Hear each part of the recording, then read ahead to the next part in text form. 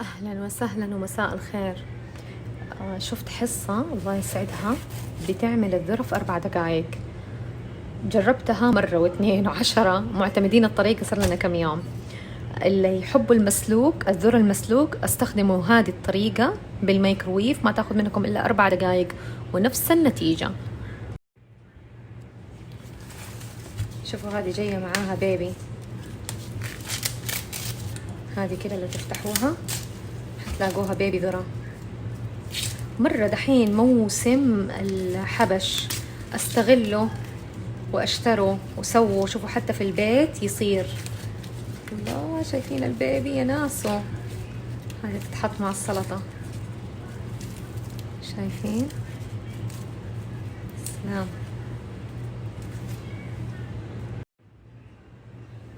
طريقة الذرة اللي هي ب4 دقايق بس. إيش أعمل؟ شايفين الذرة كده بتيجي هذه مليانة أوراق. أحيانا في الحلقة هم يخففوا من الأوراق دي، بس دي مرة فريش والأوراق فيها، فأنا بس أخفف شوية من الأوراق وأقطع هذه كده، ما أشيل كل الأوراق، أخفف يعني زي كده كفاية كم ورقة. وأشيل دي. بدي الطريقة حدخلها الميكروويف. حطيتها في الميكروويف بدي الطريقة زي ما هي بالورق، ونعاير 4 دقايق بس. شوفوا بعد ما خرجت من الميكروويف قشريها، هي ساخنة تمام. أوريكم كيف شكلها، مشهي، مستوية. شوفوا اللون اللي يفتح النفس، تبارك الرحمن. شايفين؟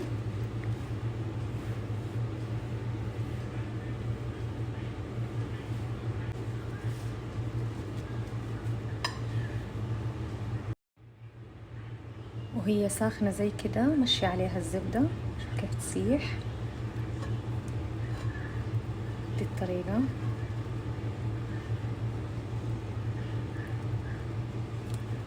الشيء الثانية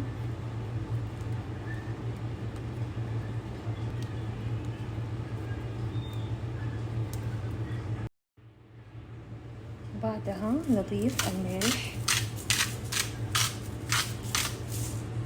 نلحيها.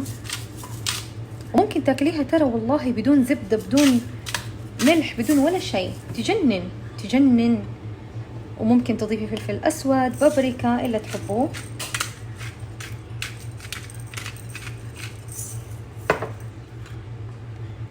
أسرع من كده وأسهل من كده مفيش. طيب لو تبغي الذرة تكون مشوية وفي البيت وبدون نار، كيف حتعملي؟ ترى جربت إني أحطها في الميكروويف وبعدين أشويها، حسيت إنه الطعم مو مرة قريب للشوى، أو اللي مو يعجبنا يعني، ما حبيناها كده. فشويتها في الشواية المسطحة، طولت، طلعت عيني، استغفر الله، طفشت. فجربت أعمل بالخبازة، جربت بالخبازة البيضاء، بالخبازة الحمراء، أي خبازة عندك حتزبط مرة، وأسرع من إنك تشويها على جهاز الشوي المستطيل هذا. تمام. فدحين حقشرها.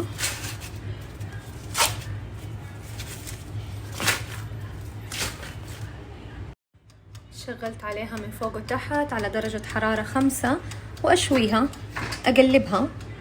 هي حتتحمر من تحت أسرع من فوق، فحقلبها حتاخذ لون الشوي، ووقف للحد اللي أنا أبغاه.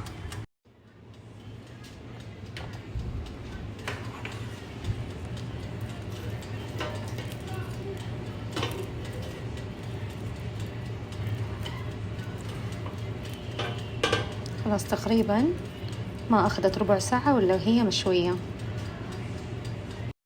شوفوا في أقل من ربع ساعة صارت جاهزة. إيش رأيكم؟